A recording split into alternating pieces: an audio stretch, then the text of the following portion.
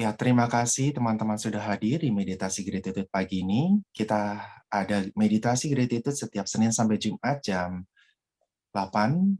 Kita mulai, kemudian bisa kita sharing, kita mengundang narasumber, atau kadang-kadang kita berbincang-bincang sendiri.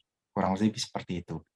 Nah, pagi ini kita kedatangan Ibu Meli Kyong, jadi seorang praktisi mindful parenting. Ya, terima kasih Bu Meli atas kedatangannya, mau mengisi dan berbagi tentang bagaimana tips-tipsnya menjadi seorang orang tua. Ya, menjadi orang tua tidak ada sekolahnya, tapi ya kita harus terus belajar, dan bagi saya sendiri itu nggak gampang kayak begitu. Nah, Bu Ekoy silakan mungkin memperkenalkan lebih pribadi lagi, karena Bu Ekoy yang lebih mengenal dari Bu Meli ini. Terima kasih Ko Abe, terima kasih.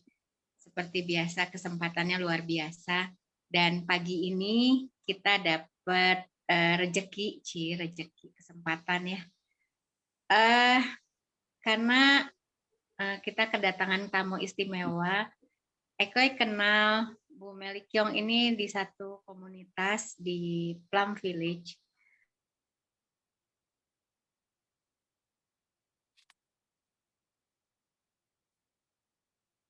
Kok suaranya ini ya, terhenti ya? Apa saya saja ya? Ekoy bisa mengenal satu sosok yang buat Ekoy ini pejuang juga ya. Pejuang untuk para orang tua, bagaimana mengerti anak-anak yang katanya anak-anak zaman now tuh aduh susah banget ya. Dan Ekoy melihat Bu Meli mengedukasi di bidang ini, dan ini rasanya penting sekali bagi kita para orang tua atau calon orang tua di sini untuk mengetahui gimana sih jadi orang tua tanpa sekolah itu, kata Ko Abe, gimana sih menyesuaikan zaman kita dulu dan zaman sekarang. Ya, makasih Bu Meli sudah datang. Silakan Bu Meli. Selamat pagi. Selamat pagi Pak Abe. Terima kasih banyak. Pagi Bu Ekoy. Kelihatannya ini kayaknya itunya perkenalannya sedikit berlebihan deh.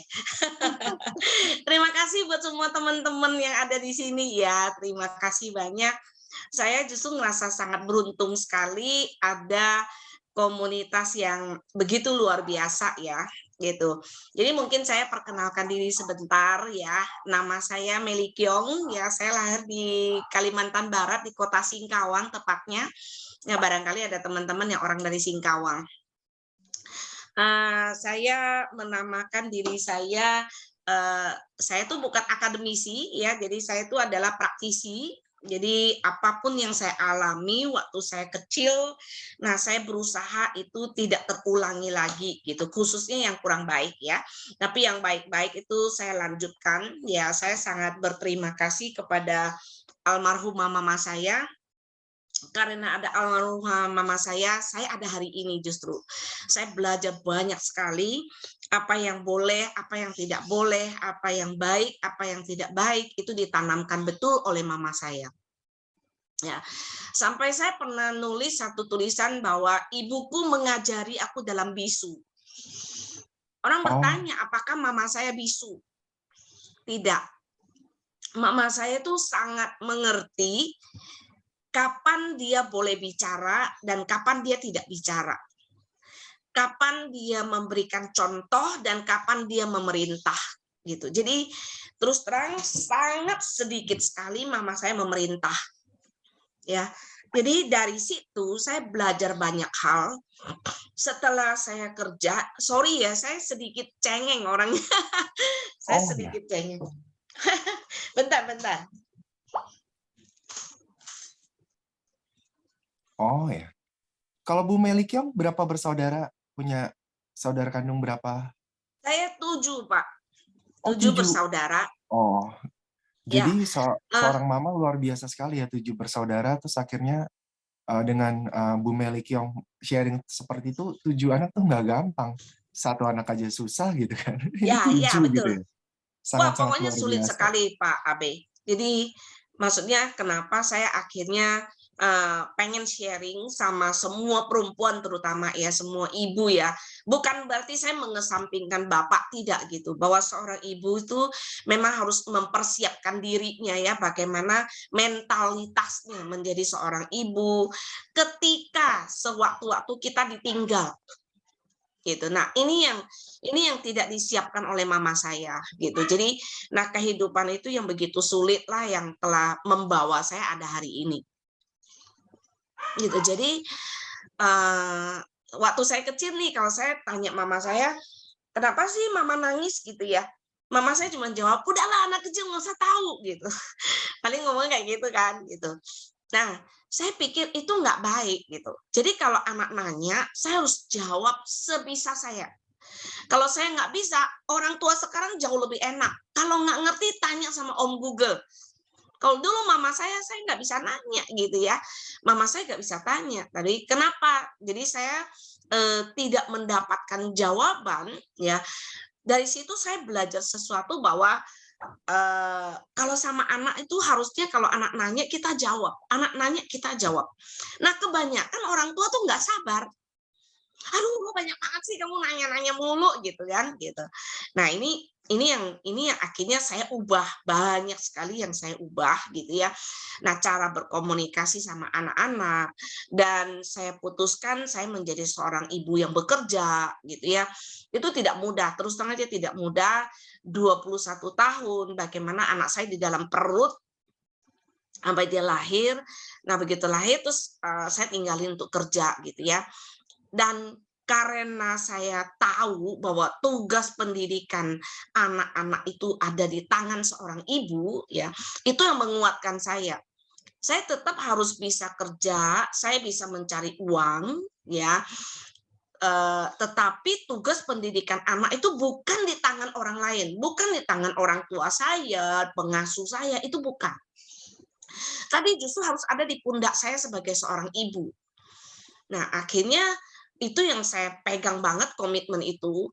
Mendidik anak itu nomor 1, cari uang itu nomor 2. Itu jadi istilah kasarnya saya nggak usah ngapa-ngapain aja di rumah aja, saya ini pasti suami saya bisa hidupin saya, bisa kasih saya kehidupan. Ya, tapi kenapa saya harus kerja? Saya pengen sekali apa yang terjadi pada keluarga saya, mama saya itu tidak terulang lagi. Kenapa? Karena ketika papa saya meninggal, mama saya nggak bisa cari uang, dan akhirnya satu anak dikasih sama orang. Nah, saya bertiga aja yang tidak dikasih. Jadi saya paling bungsu yang tidak dikasih. Ya. Nah, karena saya paling bungsu, saya ngikutin bagaimana mama saya tuh harus bangun jam 3. Ya, tidur tuh jam 1 loh, bangun jam 3. Terus kerja kerasnya itu loh.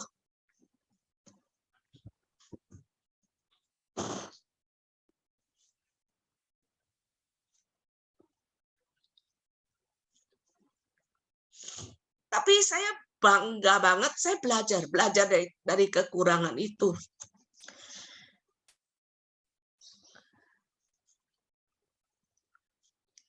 Nah, akhirnya saya ngerasa bahwa peran seorang ibu itu luar biasa sekali, sangat luar biasa.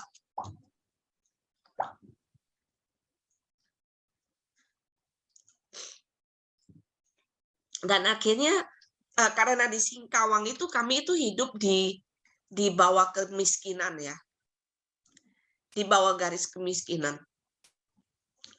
Jadi nggak bisa maksain, dan di situ saya pelajari bahwa yang membuat kemiskinan itu terjadi, itu karena pendidikan. Makanya sekarang saya lari ke pendidikan, saya concern di pendidikan. Saya nggak bisa masuk ke dalam pendidikan yang formal. Saya nggak bisa masuk ke kurikulum, tetapi saya bisa mendidik anak saya lewat pendidikan di dalam keluarga. Itu yang akhirnya saya punya komitmen di situ, gitu ya. Saya terus lakukan. Jadi bagaimana how to make agreement sama anak saya. Saya pengen banget aturan itu tidak satu arah. Jadi saya 2 arah sama anak saya. Nah, ketika anak-anak sekarang main game, boleh nggak? Boleh, karena ini dunianya mereka. Ya. Ini eranya mereka. Dulu kenapa kita tidak main game? Karena kita nggak punya game dulu. Iya kan? Jadi eranya anak-anak sama eranya kita itu sudah berbeda. Nanti eranya cucu kita pun sudah berbeda. Dan kita harus mengerti itu, bahwa yang sangat-sangat jelas itu adalah perubahan itu pasti ada. Gitu.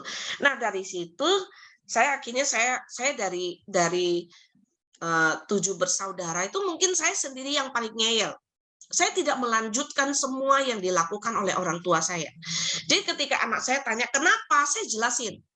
Sampai kakak-kakak saya bilang, kayak anak kamu ini banget ya, maksudnya ngelawan. Enggak, dia tidak melawan. Tapi dia tanya why. Kenapa saya tidak boleh ini, why? Saya jelasin. Nah, jadi itu yang perlu kita lakukan, gitu. Bahwa kalau kita tidak setuju dengan apa yang mau dilakukan sama anak, alasannya kenapa kasih tahu sama dia. Nah, disitulah terjadi diskusi. Ya, terjadi diskusi why-nya. Kenapa nggak boleh? Gitu. Nah, akhirnya dari apa yang saya kerjakan, kalau saya cerita itu akan panjang banget, gitu ya. Nah, dari sini akhirnya saya sama teman saya ada seorang teman yang sangat luar biasa sekali. Ternyata selama ini dia memperhatikan saya. Saya mulai sharing dari BlackBerry, dulu zamannya BlackBerry ya, dari zamannya BB dulu ya. Saya mulai sharing, dan dari situ waduh, ini si Mama. Ini Mama udah bilang nunjukin. Bentar. Ngambil ini, Melinya nggak ngeliat. Gak apa-apa. Kalau Bu Meli berapa punya anak berapa, Bu Meli? Saya 2, Pak Abe. Sorry ya. Ini tadi ada bintang iklan lewat. Cowok, cewek-cewek? Dua-duanya cowok, Pak Abe. Waduh, dua-duanya cowok. Aduh, ya. Ya, dua-duanya cowok. Nah, nanti mungkin setelah ini boleh nanya sama saya banyak, silakan gitu ya. Saya pengen sekali, boleh nggak saya akan masukkan, saya bilang gitu, apa yang saya sharing, ini saya mau lihat bener nggak nih sampai masuk ke ubun-ubun nih semua teman-teman gitu ya. Gitu. Nah, saya berharap semua teman-teman ikutin, saya akan kasih gayanya. Ya, mindful parenting itu apa, 5 dimensi itu seperti apa, tapi saya harus tahu bahwa teman-teman ini masuk nggak nih sampai ke ubun-ubun nih gitu. Nah, saya sangat berharap boleh nggak semua buka kamera. Ayo, biar saya tahu video, ya, biar saya tahu ini prakteknya masuk nggak gitu ya. Wah, Bu Diana langsung buka kamera nih. Iya, Bu Diana dari kemarin tungguin Bu Meli. Terima kasih. Kita semua belajar bersama-sama ya. Bukan berarti saya yang paling hebat, tidak ya, sama sekali tidak. Karena saya ini adalah praktisi, jadi saya hanya sharing apa yang saya tahu, apa yang sudah saya lewati. Kalau yang saya tidak tahu, saya mungkin tidak bisa jawab. Nanti kalau teman-teman ada pertanyaan yang saya tidak bisa jawab, jadi saya mohon maaf juga ya. Karena saya sudah punya komitmen, saya hanya menjawab yang saya ketahui. Itu komitmen saya dari dulu. Ya, makanya saya tidak suka kalau orang bilang Bu Meli ini pakar gitu. Tidak, kalau pakar itu berarti sudah sangat tinggi sekali. Tidak, saya ini ibu-ibu biasa aja, hanya lebih kepo aja gitu. Lebih kepo aja ya. Nah, mindful parenting itu apa sih? Saya langsung ke tujuannya aja ya. Mindful parenting itu artinya ya, mindful itu sendiri artinya pola asuh ya. Bukan, mindful itu artinya berkesadaran. Berkesadaran ya, parenting itu adalah pola asuh. Jadi di sini adalah pola asuh yang berkesadaran. Ya, nah kadang kita sadar nggak sih kita menjadi orang tua? Itu yang penting. Sadar nggak kita menjadi orang tua? Nah ternyata selama ini banyak yang bilang saya sadar. Nah kembali lagi, sadar nggak menjadi orang tua seperti apa? Ya, nah di dunia parenting saya dari tahun 2007 ketika saya memutuskan untuk sharing concern di dunia parenting, saya punya alasan yang sangat kuat sekali Bapak dan Ibu. Ya, tahun 2007 ketika saya 2008 Januari, saya ingat betul tahun 2008 Januari. Waktu itu saya interview seorang anak mahasiswa yang baru lulus dari sekolah yang sangat terkenal di Indonesia. Ya. Nah, bekal idealismenya anak itu, dia tanya sama saya, berapa sih gajinya berapa? Saya dapat fasilitas apa gitu ya. Jadi dia tanyanya banyak sekali gitu ya. Terus buat saya itu wajar karena dia merasa bahwa dia datang dari universitas yang sangat terkenal. Ya. Terus akhirnya saya kasih dia form, saya suruh dia isi. Waktu itu tahun 2008 Januari dia isi 4 juta rupiah. Ya, 4 juta rupiah. Dan saya waktu itu di perusahaan kami ya, tempat saya bekerja ataupun semua perusahaan-perusahaan yang di Jakarta pada bulan Januari tahun 2008 fresh graduate itu gajinya 1,75 juta. Fresh graduate ya, 1,75, dan anak itu isi 4 juta rupiah. Dia mau minta gajinya 4 juta rupiah, dan saya bilang kalau 4 juta rupiah kita belum bisa ya, karena belum ada pengalaman. Kalau fresh graduate adalah 1,75 juta. Ya. Nah, ternyata si anak itu bilang sama saya kayak gini, saya masih ingat banget, rambutnya keriting-keriting, pakai baju hijau ya. Ah, Ibu, saya nggak usah ngapa-ngapain, Ibu. Ya, saya tidur aja, saya pergi kuliah, mama saya kasih saya 2,5 juta. Waktu dia ngomong seperti itu, sekarang saya bertanya sama ibu-ibu, dia sama bapak-bapak nih, kalau dia pergi kerja dari pagi sampai malam mungkin baru sampai rumah dapat 1,75, dia tidak usah ngapa-ngapain, dia di rumah aja dia dapat 2,5 juta. Kira-kira anak itu mau kerja nggak? Nggak mau, ya kan? Jadi dia nggak akan kerja. Nah, dari situ 3 jam saya duduk di ruangan kerjaan saya, ya. Dari situ saya mulai mikir gitu, apa yang terjadi pada anak-anak Indonesia nih? Apa yang terjadi pada negara kita nih? Kalau kita selalu didengung-dengungkan dengan informasi bahwa angka pengangguran di Indonesia semakin tinggi, betul? Sementara orang-orang, perusahaan-perusahaan yang mau cari tenaga kerja setengah mati. Ini sudah beda nih. Ya. Karena apa? Karena antara yang keluar dari dunia sekolah sama yang dibutuhkan oleh perusahaan ini tidak sama. Ada something wrong nih gitu. Yang ini butuh tenaga kerja kok, yang ini mau cari kerja kok, kenapa nggak ketemu yang tadi itu tadi? Karena apa? Karena anak-anak tidak terdidik lagi, ya. Ini saya nggak bicara tentang salahnya di dunia pendidikan atau salah di mana, tidak. Saya cuma hanya berpikir bahwa apa yang harus saya lakukan. 3 jam saya duduk di ruangan saya dan saya nggak bisa bekerja, dan akhirnya saya sampai pikir bahwa I have to do something gitu. Saya harus lakukan sesuatu. Dan saya terus berkecamuk dalam diri saya. 3 bulan kemudian saya ngajuin surat pengunduran diri. Bos saya sampai marah-marah sekali. Ya, saya bilang saya nggak tahu, saya harus lakukan sesuatu. Nah, tapi apa yang saya kerjakan di dunia parenting ini sesuatu yang nggak seksi, Bapak dan Ibu. Saya kadang mau ngundang orang, mau kasih gratis aja, nggak mau. Di sekolahan, Bapak dan Ibu, sekarang dunia pendidikan marah sekali. Kalau undang orang tua, yang datang bisa 20% itu sudah hebat banget. Kenapa? Karena sekolah juga takut, karena orang tua adalah kliennya mereka. Ini permasalahan kita sangat serius, Bapak dan Ibu. Masalah pendidikan ini sangat serius sekali. Pendidikan itu bukan hanya ada di sekolah, ada 3, kata Ki Hajar Dewantara. Trisentra pendidikan. Pendidikan ada di rumah, pendidikan ada di sekolah, satu lagi ada di lingkungan. Nah, kita ini ada di lingkungan nih. Coba kalau kita semua di lingkungan ini baik, maka kita akan membuat lingkungan yang baik. Ya, jadi ini tanggung jawabnya kita bersama-sama. Makanya akhirnya saya concern bahwa parenting kami itu adalah parenting yang punya konsep.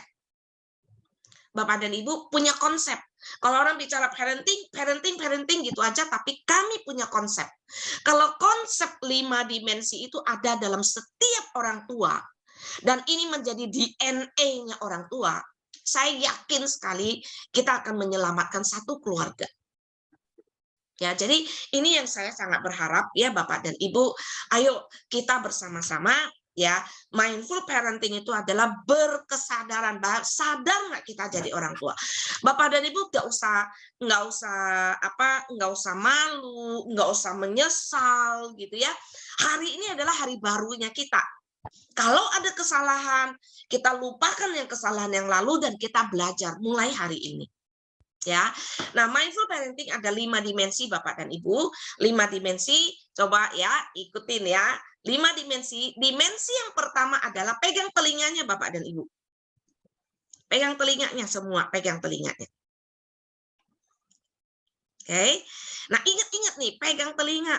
Telinga kita ada berapa nih? Telinganya ada 2, ya. Nah kalau dalam mendidik anak, kita lebih banyak pakai telinga atau pakai mulut? Pakai mulut ya, marah-marah duluan ya gitu.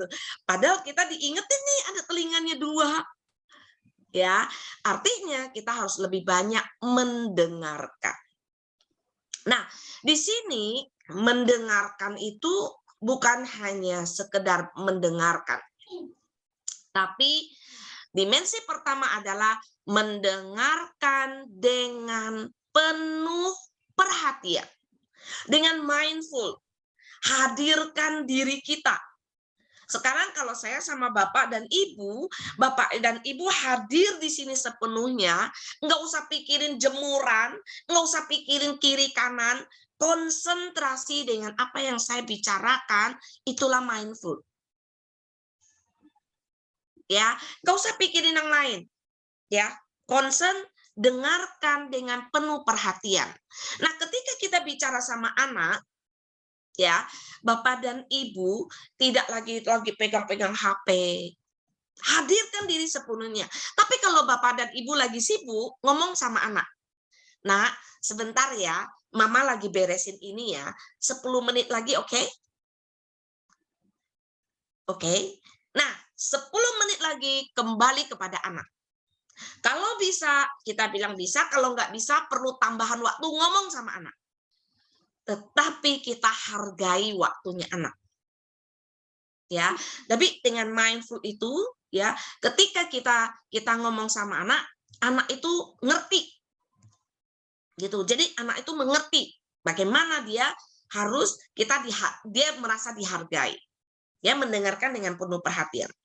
Ya, jangan asal ya udah ngomong aja lah, Mama ngerti gitu. Apalagi perempuan ya, sambil goreng-goreng tempe ya, sambil kerjain yang lain gitu ya, sampai anak suruh ngomong. Jadi enggak. Ya, kita perhatikan wajahnya si anak, lihatkan matanya, posisinya kita samain. Ketika duduk ya, kita duduk sama rata berdirinya. Kalau anak masih kecil, kita tunduk ke bawah, kita pandang matanya. Kalau orang tua mampu menghargai anak, itu adalah pelajaran pertama bagaimana dia menghargai orang lain. Ya, itu mindful dimensi pertama. Nah, dimensi kedua, Ya, oh ya, dimensi pertama saya kasihin contoh-contoh dikit ya, jadi biar enak gitu, karena saya akan lebih banyak kasih contoh. Nah, dimensi pertama itu saya praktekkan ya.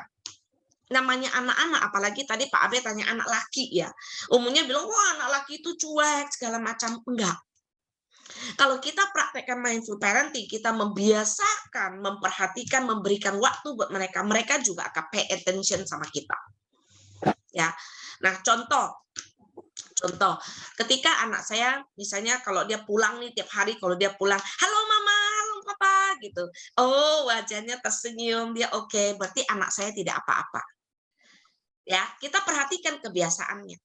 Terus tapi kalau misalnya kalau dia pulang malam mama, malam papa, dia langsung masuk kamar.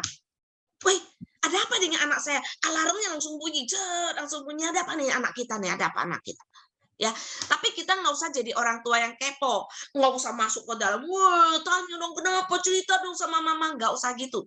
Anak nggak suka dengan orang tua kepo, ya. Tapi kita cukup pay attention, pegang pundaknya.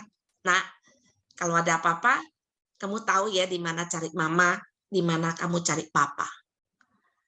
Ya, perhatian kita yang kecil ini itu adalah bukti kehadiran kita buat anak kita. Nggak usah waktu sepanjang hari 24 jam Bapak dan Ibu tidak perlu. Tapi kita tahu kapan connecting kita masuk. Nah, kalau kita mendengarkan, kita dengarkan suaranya berubah. Anak saya kalau telepon kalau dia mau minta uang, saya udah tahu di suaranya kalau dia lagi mau minta uang gitu. Ya, jadi itulah mindful ya. Jadi mendengarkan dengan penuh perhatian. Oke, yang kedua tuh angkat ya 2 jari ya. Ini bukan kampanye loh ya. Angkat 2 jari, tutup mulutnya. Ya.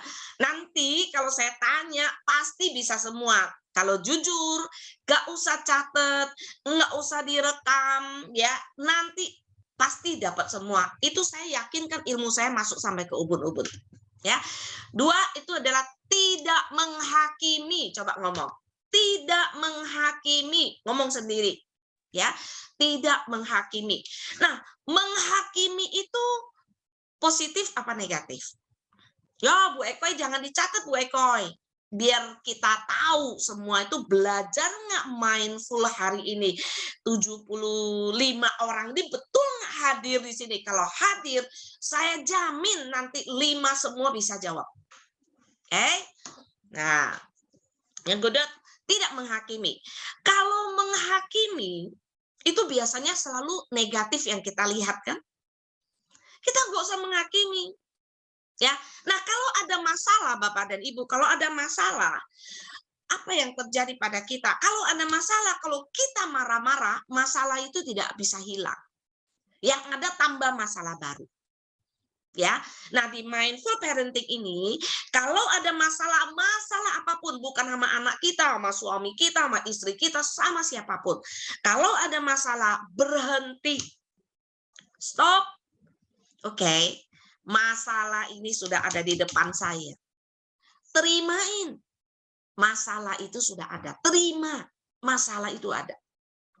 Oke, begitu terima masalah itu ada, dengarkan kenapa masalah itu terjadi.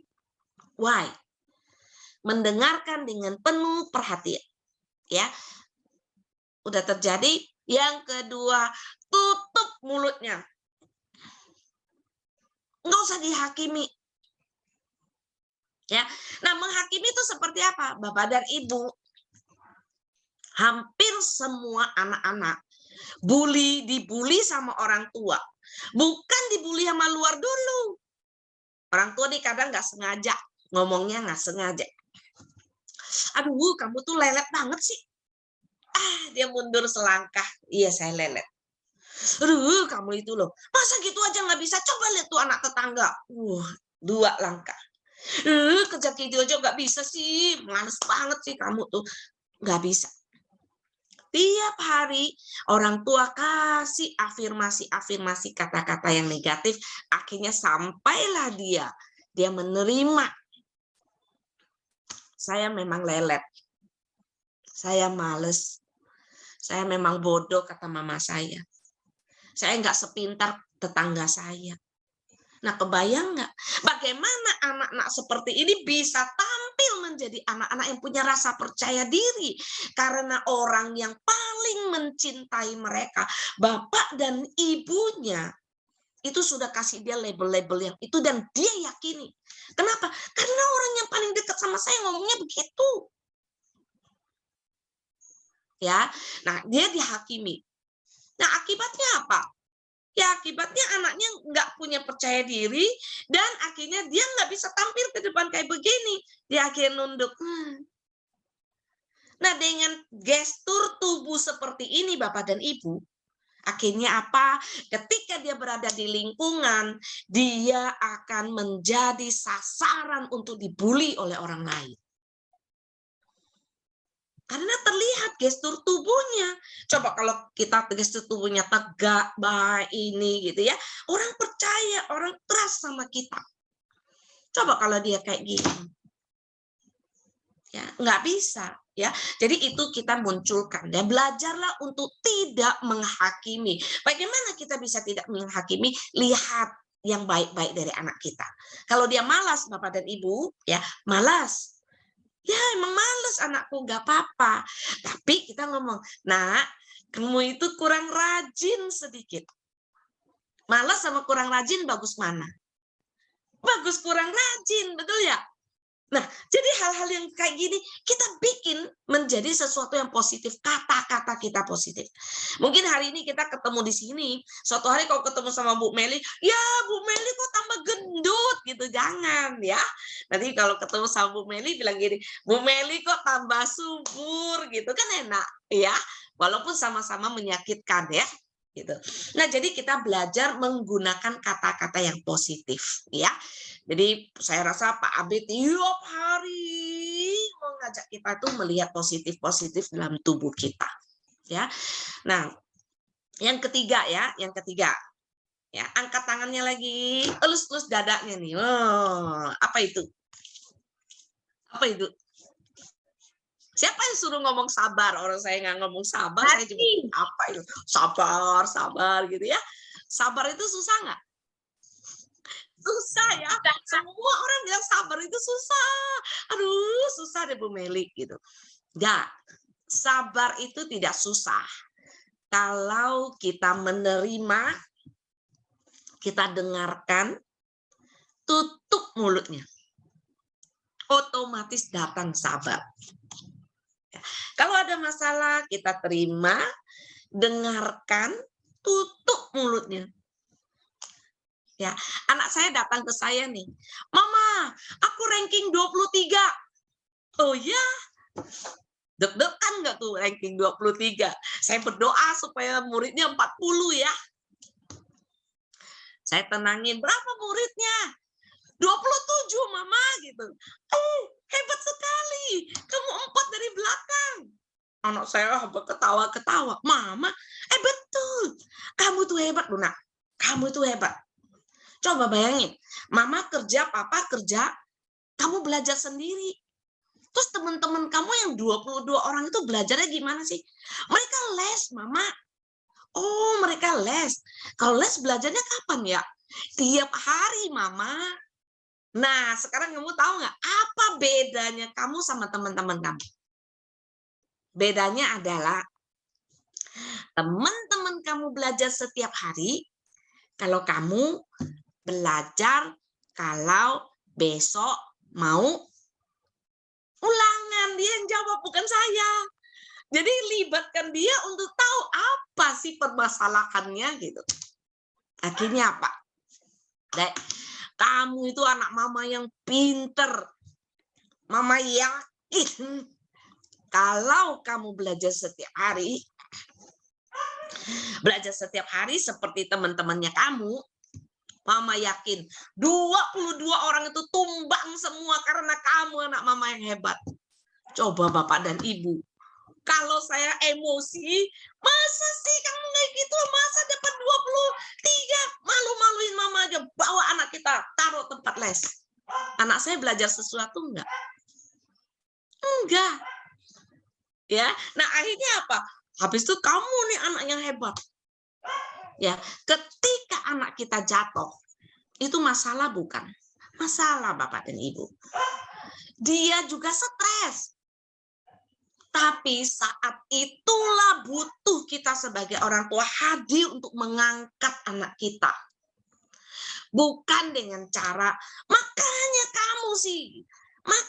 kamu sih main game terus gitu ya. Jadi nggak usah dihakimi. Tutup mulutnya ya, dan kita cari solusi sama-sama. Itu yang harus kita bisa lakukan ya. Oke, yang keempat. Angkat lagi tangannya ya, yang keempat ya, dimensi keempat, gini, adil, bijaksana. Adil, bijaksana, oke? Nah, adil dan bijaksana. Adil di sini adalah berikan apa yang dibutuhkan, bukan apa yang diinginkan. Wah, ini sebentar ya, saya mesti keluarin si kecil dulu, bentar. Mohon maaf ya, ini soalnya anjingnya nanti ganggu, bentar.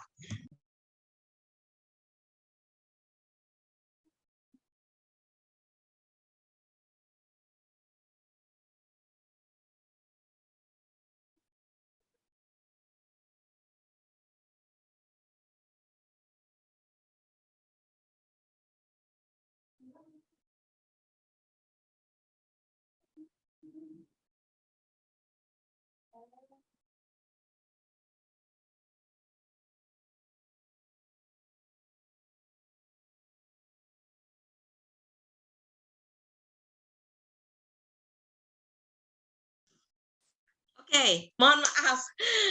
Biasa saya punya 2 anjing dan berisik banget di depan kalau ada tamu. Oke, yang keempat ya, adil dan bijaksana. Berikan apa yang dibutuhkan, bukan apa yang diinginkan. Ya. Nah, sering sekali orang tua memberikan apa yang diinginkan oleh anak. Anak ingin ini dikasih, anak ini dikasih ya. Itu enggak gitu. Anak butuh apa? Ya. Setiap anak kebutuhannya beda-beda. Anak pertama sama anak kedua itu tidak sama. Jangan pernah membanding-bandingkan mereka. Karena mereka memang tidak sama. Nggak usah bilang, tuh lihat kakak kamu, tuh lihat adik kamu. Itu nggak perlu. Karena setiap orang itu punya yang tidak sama. Setiap anak itu unik. Ya. Nah, ketika kita memberikan dia apa yang dia butuhkan, contoh nih Bapak dan Ibu. Anak saya datang ke saya. Mama, saya tuh di sekolah ya, semua teman-teman saya sudah punya handphone. Terus maksudnya apa? Maksudnya adalah kamu belum punya handphone. Iya. Terus apa fungsinya handphone? Buat telepon teman-teman saya, Mama. Gitu. Oke. Teman-teman kamu tinggal paling jauh di mana? Saya tanya. Dia bilang, saya berharap anak saya jawab temannya tinggal di Amerika ya. Tinggal di mana? Kompleks sebelah, katanya gitu. Oh, oke, sini. Kalau kompleks sebelah, saya bawa dia ke telepon rumah, ya, ke telepon rumah. Saya suruh dia pencet nomor telepon kompleks sebelah, masih bisa nggak? Bisa, Mama. Artinya kamu belum butuh handphone, karena ini masih bisa telepon. Kira-kira anak saya kecewa nggak, Bapak dan Ibu? Pasti kecewa. Wajar dia kecewa, dan itu harus dia alami. Nah, dari situ dia belajar nggak? Belajar bahwa hadapin mama saya nggak gampang. Jadi buaya nggak bisa dikadalin gitu ya, kira-kira ya, gitu. Terus oke, yang kedua kali dia berusaha, dia cari lagi. Kali ini mama saya pasti kasih. Mah, ini saya butuh handphone. Buat apa? Aku kalau les Mandarin, itu guru Mandarinnya pelit. Saya nggak bisa telepon Mbak. Mbak suka terlambat jemput aku. Jadi aku butuh handphone. Khusus telepon Mbak deh, kata gitu. Oh oke. Masalah kamu adalah Mbak terlambat jemput. Betul nggak? Iya. Oke. Kalau gitu saya panggil Mbaknya. Mulai hari ini, jangan terlambat jemput Matthew. Akhirnya yang kedua kali nggak dapat handphone juga ya, gitu. Terus apa yang terjadi? Dia kecewa nggak? Pasti kecewa, bahkan mungkin lebih kecewa. Tadi saya yakin saya udah dapat, tapi nggak bisa dapat. Ya, nah akhirnya satu hari saya Sabtu Minggu kan saya nggak kerja ya, jadi saya perhatikan si Matthew. Temennya telepon nih ke rumah, Matthew, coba kamu jemput Hugo. Oke, dia tutup telepon, dia naik sepeda, pergi jemput Hugo. Ya, naik sepeda lagi pulang, telepon lagi dari rumah. Maria, Hugonya nggak ada. Coba kamu cari lagi di lapangan. Oke, dia tutup lagi telepon, dia naik sepeda, dia pergi jemput si Hugo. Nggak ada lagi, dia naik sepeda pulang. Ngos-ngosan, mukanya merah, panas, keringatan. Coba jadi ibu, kita gimana lihatnya ya? Terus saya bilang, aduh udahlah dek, itu jam 12:30 tuh. Udah dek ya, nggak usah naik-naik sepeda lagi, panas dek. Gitu. Anak saya jawab satu kalimat aja, resiko lah kalau orang nggak punya handphone. Jadi dia pergi naik sepeda, pergi jemput temannya karena dia nggak punya handphone. Ya. Tapi saya pengen sekali dia mengerti gitu. Dan akhirnya apa? Sampai dia kelas 6 SD, ketika gurunya minta saya kasih dia handphone untuk mengirimkan pengumuman waktu ujian, ya, baru saya kasih dia BlackBerry yang second dari saya. Saya pengen sekali anak-anak tuh mengerti bahwa semua itu harus ada sesuai dengan kebutuhan. Kebutuhannya perlu atau tidak. Dan itu dipegang sama dia. Selalu dia kalau ini saya butuh nggak ini. Kalau saya nggak butuh, saya nggak akan ini. Saya butuh nggak? Dia selalu cari saya butuh nggak, bukan saya ingin. Saya butuh nggak, gitu ya. Jadi ini sangat penting sekali Bapak dan Ibu berikan apa yang dibutuhkan, bukan apa yang diinginkan. Kalau tidak, terus kasih tahu. Bapak dan Ibu kalau misalnya tidak memberikan sesuatu kepada anak, jangan pokoknya tidak gitu. Enggak kayak gitu. Tapi dengarkan apa sih masalahnya, tidak usah hakimi dia. Alright, kita harus bagaimana? Ajak anak untuk berpikir kita harus bagaimana. Ya. Dan yang kelima, oke, yang kelima gini tangannya ya. Jadi bikin love dan gede-gede nih. Nah, love nih. Ya. Jadi love-nya jangan satu ya, Bu. Jangan satu gini sebentar aja hilang nih. Nah, jadi kita mau bikin love yang kuat nih, yang kuat ya. Gini. Bikin love yang kuat. Ya. Nah, welas asih yang kelima, coba ingetin ya. Welas asih. Ya. Welas asih di sini ya, kita tuh lintas semuanya, nggak usah memandang orang ini ada atau tidak ada, kita lintas ya. Mulai dari apa? Saya tuh malahan dari kecil anak-anak saya mulai tanamin welas asih itu terhadap makhluk hidup ya. Dari kecil nih, dari kecil saya mau nanamin, saya banyak cerita-cerita yang saya tulis di dalam buku saya. Ini hanya sebagian aja yang saya ceritain ya. Contoh nih bagaimana saya membuat anak-anak itu bahwa hidup Kegedean itu yang itu kecil. Ya udah hidup itu perlu dihargai, termasuk dari makhluk hidup yang lain ya. Nah, contohnya apa? Ada seekor semut nih. Ya, seekor semut, nanti Bapak dan Ibu kalau masih punya anak yang kecil ataupun punya cucu ya, cari di internet, cari semut, gambar semut gitu. Terus ada semut yang ada gambar tangan lagi pencet itu semut. Ya, saya ambilin gambar itu, saya kasih lihat sama anak saya sambil saya cerita storytelling. Ya, aduh, terus semut itu mau dipencet, semut itu bilang, tolong manusia, aku gak mau mati. Semut itu kedengaran nggak? Enggak.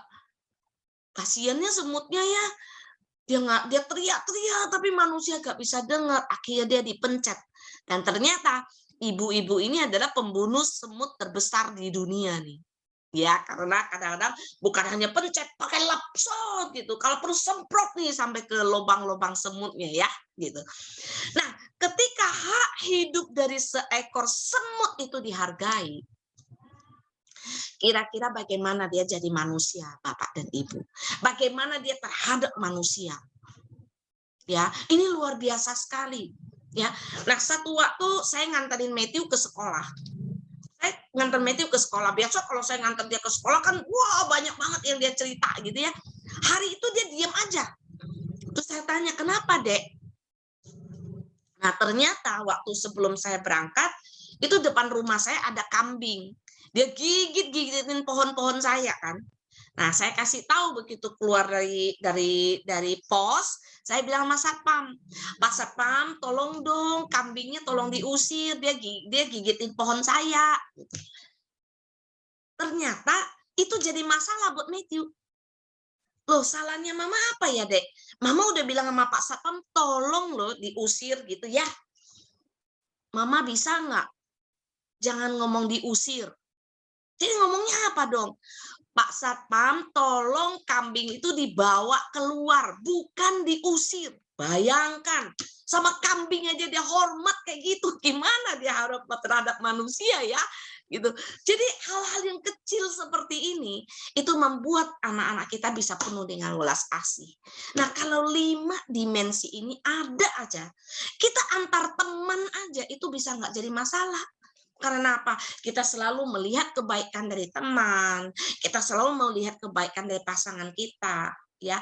Maka kita nggak sempat untuk melihat kejelekan-jelekannya. Ya, nah 5 dimensi udah selesai. Saya yakin sudah masuk ke dalam ubun-ubun. Tolong buka kamera lagi. Kita mulai dari dimensi pertama. Pegang apa, yo? Dimensi pertama apa, yo? Kalau nyontek salah sendiri ya. Dimensi pertama apa? Ya, boleh buka suara. Dimensi pertama apa? Telinga. Ya, telinga. Apa itu? Telinga artinya apa? Mendengarkan. Mendengarkan dengan penuh perhatian. Ya, jangan cuma mendengarkan tok. Kalau mendengarkan aja, saya akan buru-buru Bu Meli ngomongnya kapan selesai sih? Saya mau ngomong. Ya, itu namanya mendengarkan. Tapi kalau mendengarkan dengan penuh perhatian, tenang, dengarkan sampai selesai. Oke, dimensi pertama. Dimensi kedua. Ayo, yes, tutup mulut. Tidak menghakimi. Tidak menghakimi, Tidak menghakimi. hebat. Good Irut, oke. Yang ketiga apa? Sabar. Sabar. Sabar, Ya, sabar. pengendalian edisi emosi. Ya, yang keempat. Adil bijaksana. Yes, adil dan bijaksana. Bu Regina hebat nih. Ayo semua. Yang kelima. Belas asih. Yes, Bu Jenny, betul. Kalau 5 dimensi ini sudah ada di dalam dirinya Bapak dan Ibu, percaya sama saya, kita akan menjadi pribadi yang lebih mindful. Ya, thank you semuanya. Dengan waktu yang singkat ini saya buru-buru, biasanya saya bicara 2 jam. Ini saya dikebut sampai setengah jam. Oke, thank you. Mudah-mudahan bermanfaat ya. Yuk, silakan. Terima kasih. Masih bisa terus kan Bu Meli ya? Silakan. Oke. Anaknya umur berapa? 2 Anak cowok itu. saya yang gede dokter umur 26. Yang Oh, ya. kecil 22. Oh ya, udah besar semua ya. Oke. Ya, sudah besar Pak Abe. Nah, sebetulnya gini, yang Bu Meli katakan sebetulnya kan sebagai orang tua ya kita juga sebetulnya mau yang kayak Bu Meli gitu kan. Tapi kan kadang-kadang nggak segampang itu juga ya. Jadi gimana gitu, maksudnya ya maunya begitu kan, maunya kita nggak ngomel, nggak punishment atau apa. Tapi kan seringkali ya kayak gitu-gitu lagi gitu. Nggak mau ngejudge, nggak mau menghakimi. Tapi kan ya gimana ya, maksudnya ya kadang sabar kan ya gampang juga ya diucapin. Tapi kan kalau melaksanakannya kan, aduh, susah sekali sih kayak begitu. Itu gimana, Betul. Bu? Ya. Betul Pak Abe. Betul sekali. Jadi makanya saya bilang kita nggak usah khawatir ya, nggak usah malu. Saya tuh bukan praktek sekarang Pak, saya praktek dari sebelum saya menikah. Makanya saya tulis banyak sekali buku-buku saya. Jadi bagaimana sebenarnya kalau bicara parenting itu tidak cukup hanya bicara antara orang tua sama anak. Suami istri juga penting sekali, ya. Kalau dalam hubungan suami istrinya ini tidak sehat, kita berantem terus, ke anak nggak mungkin akan bisa mindful juga, Pak. Gitu. Jadi maka ini perlu diperbaiki, ya. Bagaimana kita dengan orang tua kita, dengan mertua kita, itu juga penting. Ya, saya sampai tulis satu buku judulnya Cerdas Bersahabat dengan Mertua. Tadi lihat ya mertua saya lewat ya. Gitu. Jadi saya tinggal bersama dengan mertua saya tinggal bersama dengan mama saya tinggal bersama dengan papa mertua saya, 3 orang tua di dalam satu rumah. Kata orang susah nggak? Susah sekali, tidak mudah. Tapi kami bisa melewati dengan mindful. Ya, nanti kita sesi berikutnya aja Pak Abe. Kalau karena saya punya 6 buku, jadi saya ada 6 sesi sebenarnya bisa di-sharing. Ya, jadi saya punya 6 buku. Ya, mudah-mudahan nanti kita punya waktu untuk sharing. Saya akan dengan senang hati saya bisa sharing. Yang saya rasakan tuh seperti ini. Saya positifnya adalah bukan orang tua tidak mau, tapi karena orang tua tidak tahu caranya. Gitu. Jadi, nah, karena orang tua tidak tahu caranya, makanya kita butuh sesi-sesi seperti ini gitu. Jadi bukan saya punya aja yang bagus, saya yakin semua ibu-ibu bapak punya cerita yang bagus. Ayo kita saling sharing.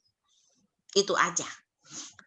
Jadi, nah mulai hari ini Pak Abed masuk ke dalam mindsetnya kita bahwa dari hari ini saya ingin menjadi orang tua yang mindful. Pegang 5 itu, kalau lihat ada yang gitu langsung diam. Oke, itu masalah sudah ada. Stop, tenang dulu. Dengarkan, kenapa terjadi. Udah selesai, stop. Kata Ibu Meli, nggak boleh menghakimi. Jadi nggak usah dihakimi. Saya yakin banget kalau itu kita praktek. Percayalah, saya punya komunitas yang Bu Eko saya undang. Komunitas saya tidak ada yang posting hal yang negatif di dalam komunitas saya. Kenapa? Karena kami selalu pahamin ini. Oh, jangan dihakimi. Nggak pernah ada berita yang berseliweran yang negatif. Karena kami mempraktekkan itu bersama-sama. Ya, jadi monggo juga nanti mau join ke komunitas kami silakan juga. Nanti Bu Eko boleh silakan undang juga. Monggo. Silakan. Bu Meli, kita dapat tamu lagi. Ada Suhu Nangshu di sini. ini suhunya bercanda nih. Dia bilang mainnya yang full gitu. Jadi anaknya benar, anaknya harus main terus gitu ya. Ya, tadi kebetulan lagi lagi online. Suhu masuk dong, ada Bu Meli. Eko bilang. Silakan. Ya, selamat pagi, hatur nuhun, Mbak Meli. Ya. Tuh, saya dipanggil emak-emak di seluruh Indonesia nih. Suhu sehat ya, Suhu?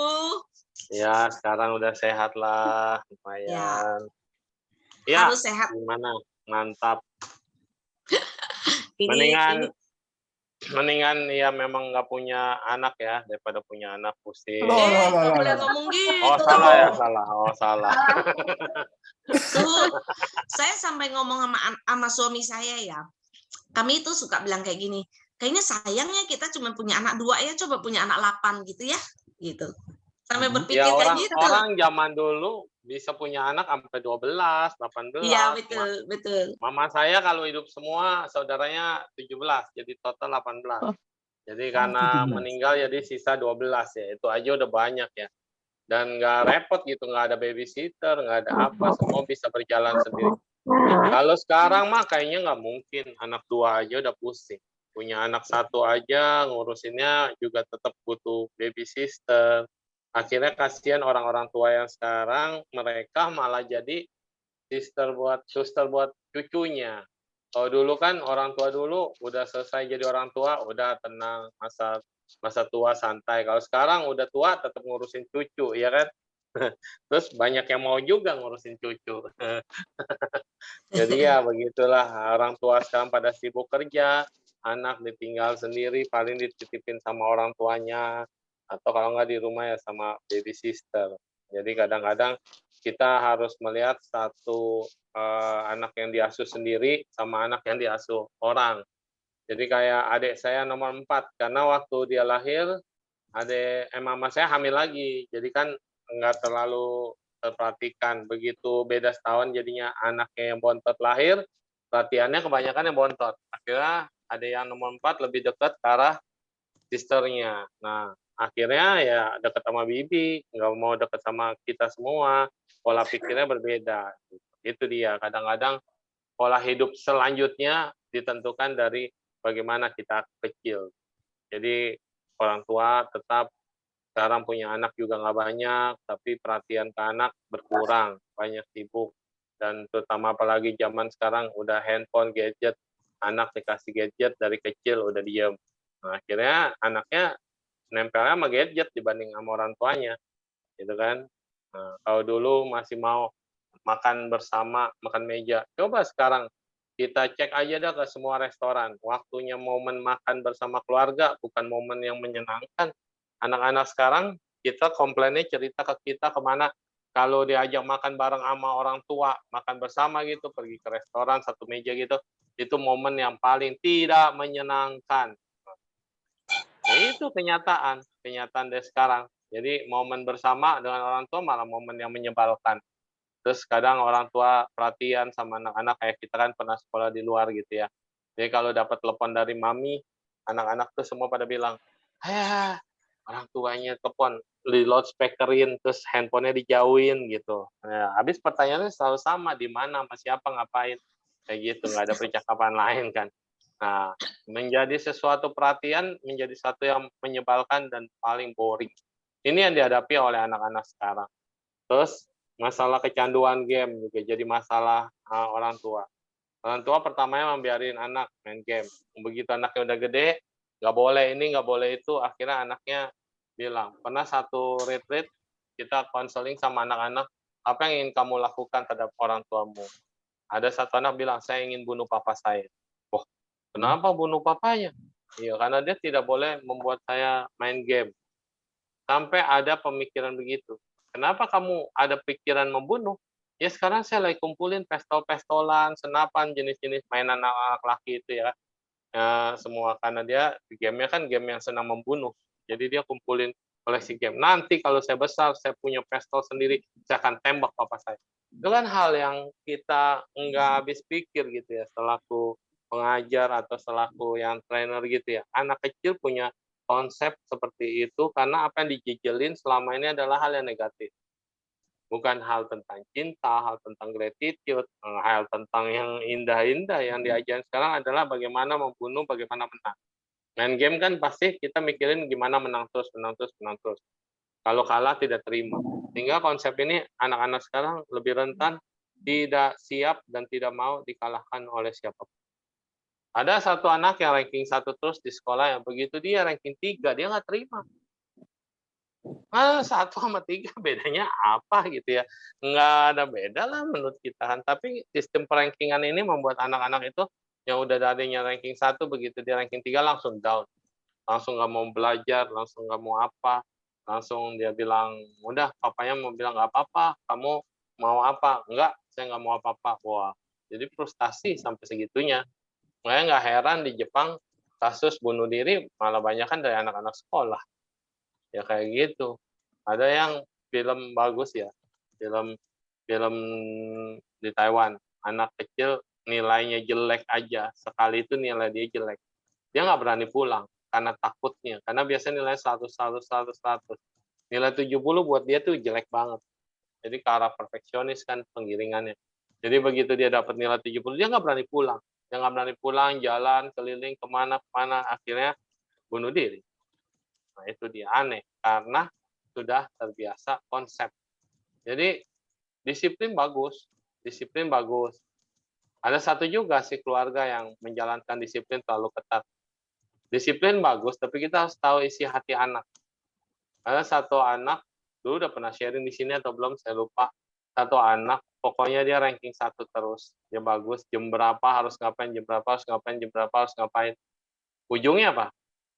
Begitu anak-anak lain cerita, gue kemarin ke klub, di sini, ke mana, ke yang ada kafe, yang ada barnya, ada apa.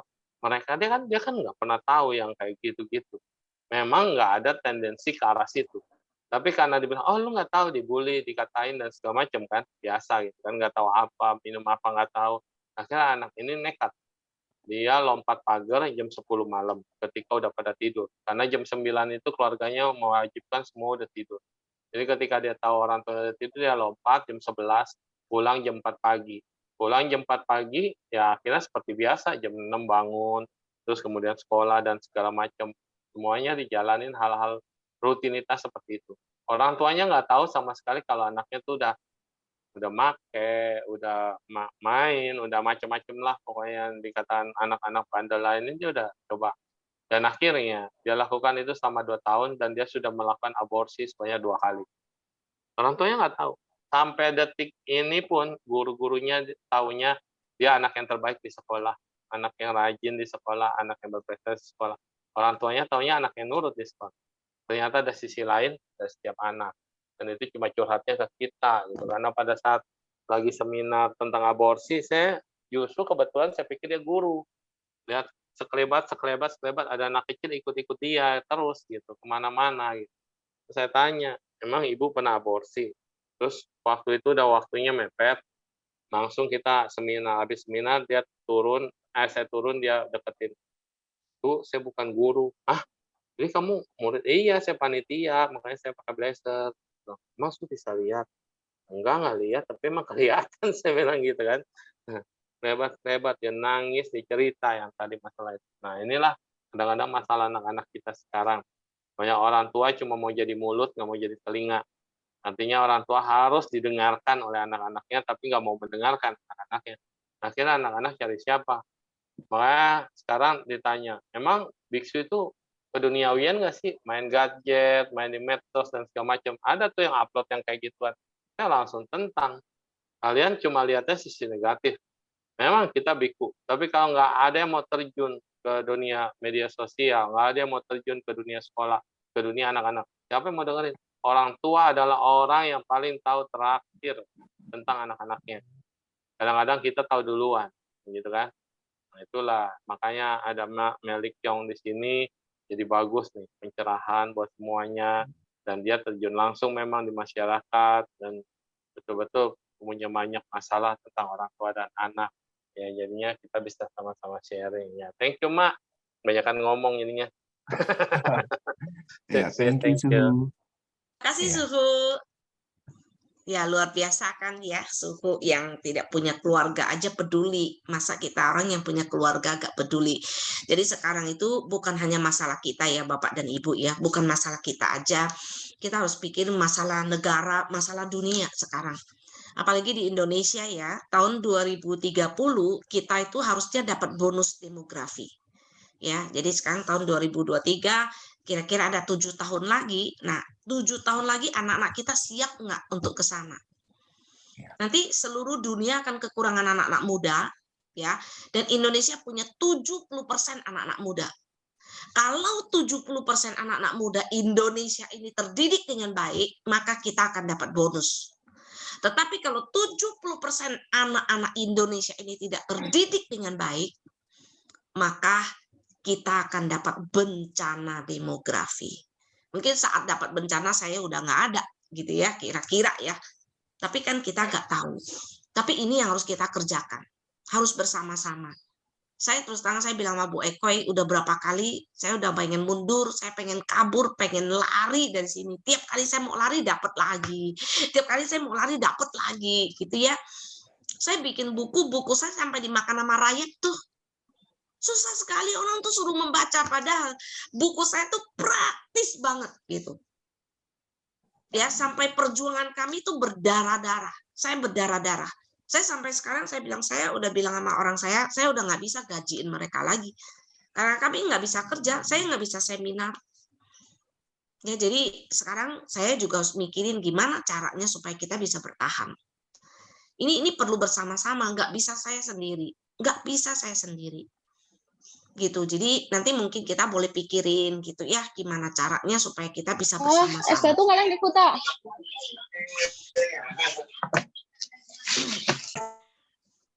Sorry, bocor.